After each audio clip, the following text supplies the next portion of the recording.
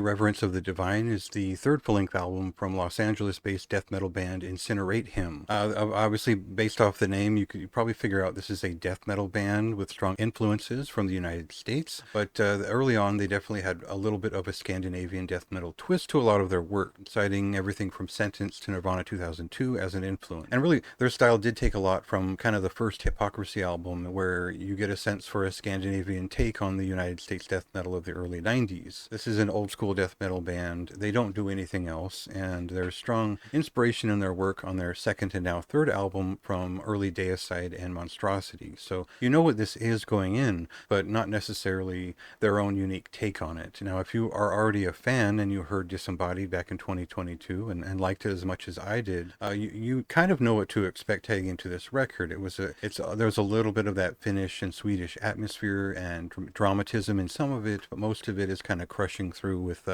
maybe some early Cannibal Corpse and the more obvious Florida death metal bands that I mentioned earlier. So you kind of know what you're getting, but this is a bigger, better version. So let's cut to a clip here and see how they've kind of improved since 2022.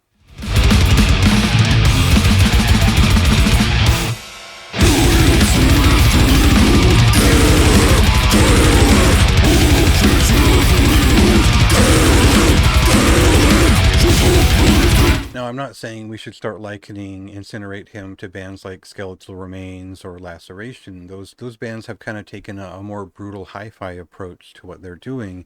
This is much more underground death metal the way I see it. It's something closer to maybe an early Broken Hope kind of sound, maybe Deicide-influenced bands from the 90s, such as Hate on their first record or first EP. And you kind of get the sense that they're building songs around their favorites, the classics, and being clearly inspired by early 90s death metal. If I'm mentioning Butchered at Birth in a review of your record, it's probably a good thing, but it's nice to see that they've amped up some bigger grooves on here. They've got a sharper production value overall. We're getting bigger riffs, we're getting some memorable songs, and they're inserting kind of crazed vocals in there.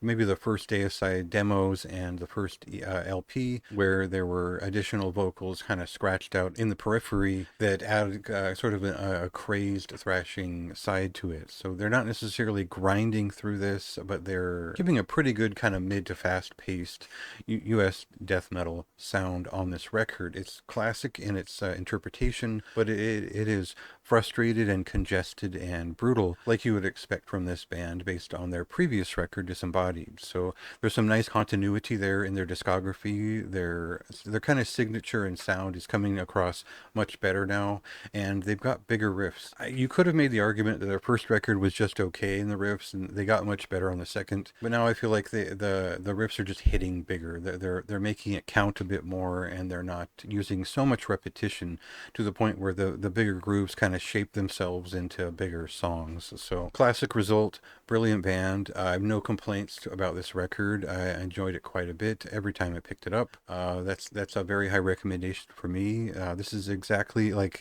LA has been doing it right here and there lately in terms of just exactly what pure death metal is, and putting their own kind of thrashing, brutal spin on it. So check this one out and go ahead and read my written review on the site.